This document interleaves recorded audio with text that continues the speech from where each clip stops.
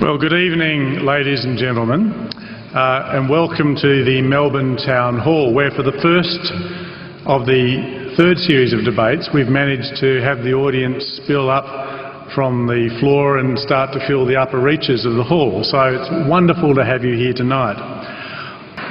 Phillip Wollen.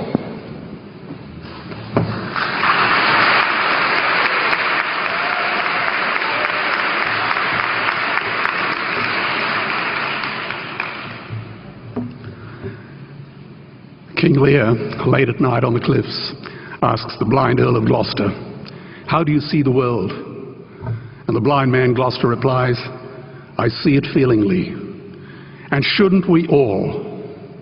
Animals must be off the menu because tonight they are screaming in terror in the slaughterhouses, in crates and in cages, vile, ignoble gulags of despair."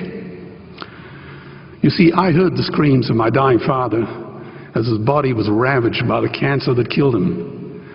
And I realized I'd heard those screams before. In the slaughterhouse, their eyes stabbed out and their tendons slashed, on the cattle ships to the Middle East, and the dying mother wail as a harpoon explodes in her brain as she calls out to her calf. Their cries were the cries of my father. And I discovered that when we suffer as equals. And in their capacity to suffer, a dog is a pig, is a bear, is a boy. Meat today is the new asbestos, more murderous than tobacco. CO2, methane and nitrous oxide from the livestock industry are killing our oceans with acidic, hypoxic dead zones. 90% of small fish are ground up into pellets to feed to livestock. Vegetarian cows today are the world's largest ocean predators. The oceans are dying in our time. By 2048, all our fisheries will be dead, the lungs and the arteries of the earth. Billions of bouncy little chicks are ground up alive simply because they are male.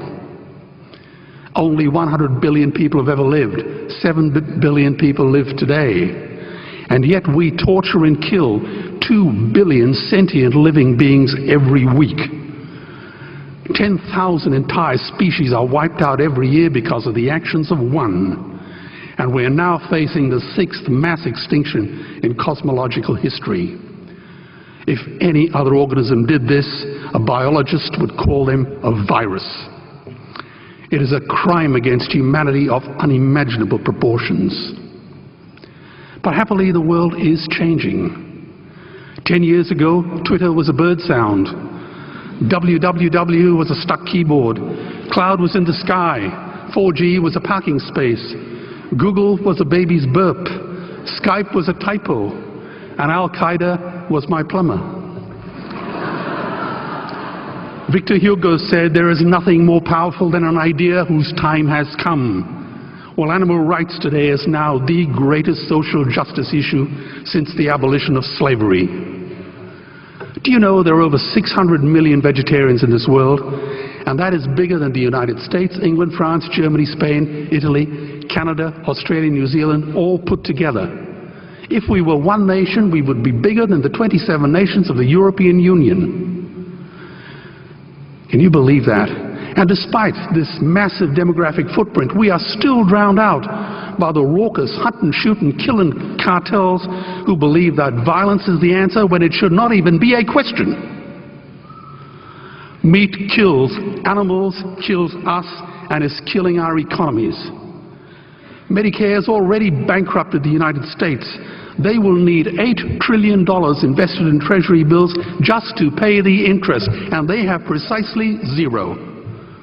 They could shut down every school, Army, Navy, Air Force, Homeland Security, Marines, CIA and FBI, and they still will not have the money to pay their doctor bills. And our Cornell and Harvard say that the optimum amount of meat in a healthy human diet is precisely zero. Water, as you know, is the new oil. Nations will soon be going to war for it. Underground aquifers that took millions of years to fill are now running dry.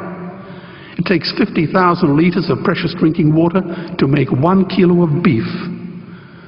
Today, 1 billion people are hungry. 20 million people will die from malnutrition. Cutting meat by only 10% will feed 100 million people, and eliminating meat will end starvation forever. If everyone ate a Western diet, we would need 2 planet Earths to feed us. We've only got one, and she is dying. Greenhouse gas emissions from livestock is 50% greater than transport, as Peter said. Cars, trains, buses, ships, lorries, the whole lot.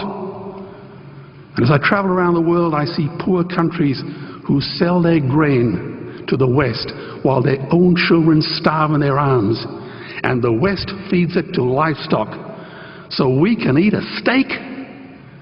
Am I the only one who sees this as a crime? Believe me, every morsel of meat we eat is slapping the tear-stained face of a hungry child. When I look into her eyes, do I remain silent? The earth can produce enough food for everyone's need, but not enough for everyone's greed. We are facing the perfect storm. If any nation had developed weapons that could wreak such havoc on the planet, we would launch a preemptive military strike and bomb it back into the Bronze Age. But it's not a rogue state, it's an industry. The good news is we don't have to bomb it. We can just stop buying it. Sir George Bush was wrong. The axis of evil does not run through Iraq, Iran, or North Korea. It runs through our dining tables. Weapons of mass destruction are our knives and forks. Our proposition is the Swiss Army knife of the future. It solves our environmental, water, human health problems and ends cruelty forever. The Stone Age didn't end because we ran out of stones. This cruel, disgusting industry will end because we run out of excuses. Meat is like the 1 and 2 cent coins. It costs more to make than it's worth. And I come from the bush. Farmers are the ones with the most to gain. Farming won't end, it would boom. Only the product line will change. Farmers would make so much money they won't even bother counting it, and I'd be the first to applaud them. Governments would love us. New industries would emerge and flourish. Health insurance premiums would plummet. Hospital waiting lists would disappear. Hell, we'd be so healthy, we'd have to shoot someone just to start a cemetery. So tonight I have 2 challenges for the opposition. 2 challenges. Meat causes a wide range of cancers and heart disease. Would they name one disease caused by a vegetarian diet? And 2, I'm funding the Earthlings trilogy.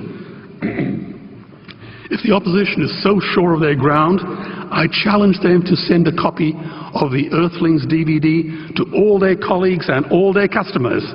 Go on, I dare you.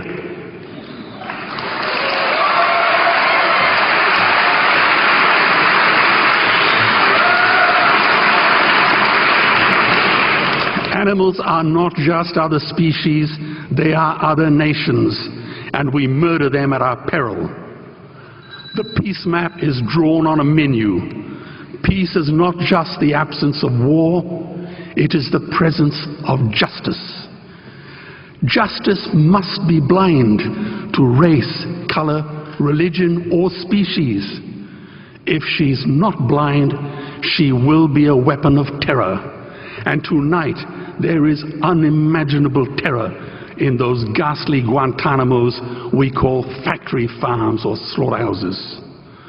Believe me, if slaughterhouses had glass walls, we wouldn't be having this debate tonight. You see, I believe another world is possible. And on a quiet night, I can hear her breathing. Let's get animals off the menu and out of these torture chambers. Please vote tonight for those who have no voice. Thank you.